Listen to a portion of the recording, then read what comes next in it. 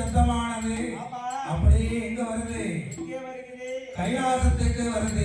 கைலாசத்துக்கே வருகிறது. கைலாசத்துக்கு வரும் பொழுது நேரம் என்ன ஆச்சு? இரவு 12 மணி. ஆமா, 12 மணி ஆனவுடனே அப்பதான் பார்த்தார் கடவுள். அந்த அரக்கனுக்கு போய் இப்ப வரத்தை கொடுத்துட்டு வரல அப்படின்னா